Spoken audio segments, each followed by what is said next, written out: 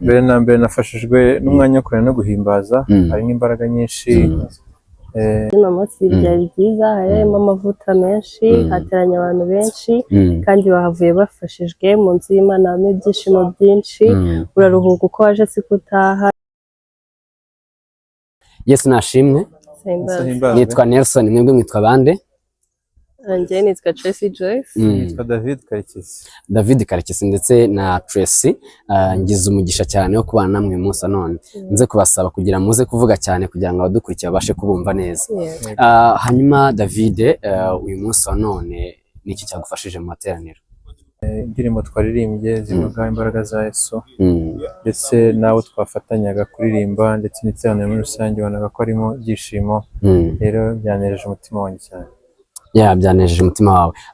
Wenda tugaruke kuri mushiki wacu Tracy, uyu munsi iteraniro ry'uyu munsi waribonye gute?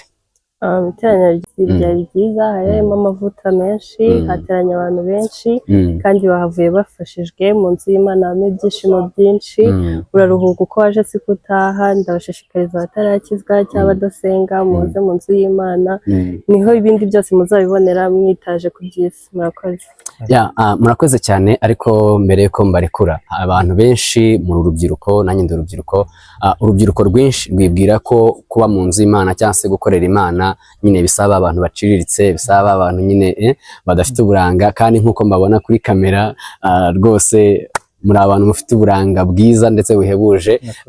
Mu yandi magambo ndagira ngo wenda muze abantu kugira icyo musangiza abantu bafite imyumvire nk'iyo ngiyo, bumva ko mu nzu y'Imana haba abantu baciriritse, haba abantu nyine badafite uburanga wenda bushamaje.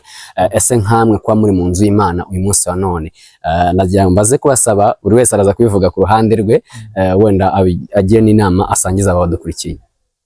Urakoze cyane. Ibijyanye n'uburanga ntekereza ko biterwa n'ureba, ariko agakiza cyangwa se gukizwa kuba mu nzu y'Imana ni iby'abantu bose. Ni iby'abantu bose. Icya mbere ni ukubanza ugasogongera ukumva ukuntu Yesu agira neza. Iyo wamaze gusogongera ukumva ukuntu Yesu aryoshye, uko waba umeze kose, uko waba ufite ibitekerezo, uko byaba bimeze kose, usanga ari ibintu byiza. Reka twumve na mushiki wacu.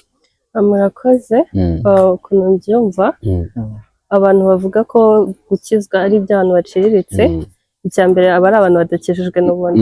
Nkabagira inama y'uko babanza gukizwa, bakaza bakabona ibyishimo birimo, ahubwo bakamenya ko nta n'umuntu uciriritse wo mu nzu y'Imana, ahubwo abo ngabo badakijijwe nibo baciriritse. Iyo tubabona twe tuba tubona ari abantu baciriritse, kuko ntabwo nizera ko kunywa inzoga cyangwa kunywa ibiyobyabwenge aricyo kintu cyerekana ko umuntu adaciriritse, ahubwo nkumva ko imbaraga z'Imana, ibyo dufite byose, ubwiza yaduhaye, imbaraga zose, ubushobozi, nizera ko ari Imana ibiduha, kandi kugira ngo tube abo bantu badaciriritse nuko tubikora ku Mana. Rero nkabwira aba bantu bumva ko twe duciriritse kuko turi mu nzu y'Imana, babanza bakegera abantu bakijijwe bakabafasha, bakaza kubona ibyishimo biri mu nzu y'Imana. Murakoze cyane. Hanyuma Tracy, ni ntuhe murimo ukora mu nzu y'Imana, wenda bitari kuririmba cyangwa se n'ibindi bijyanye nko kuririmba? Murakoze. Ikintu nkora mu nzu y'Imana, nkora protocole. Ndumva ariwo murimo nkora nyiranutsemo cyane, ariko beside that ndi n'umuririmbyi. Murakoze. Ibyo nibyo nkora mu nzu y'Imana. Urakoze cyane. Wenda reka tugere kuri David, wowe ni uwuhe murimo ukora mu nzu y'Imana? Njye ndi umuririmbyi ndetse n'umucuranzi.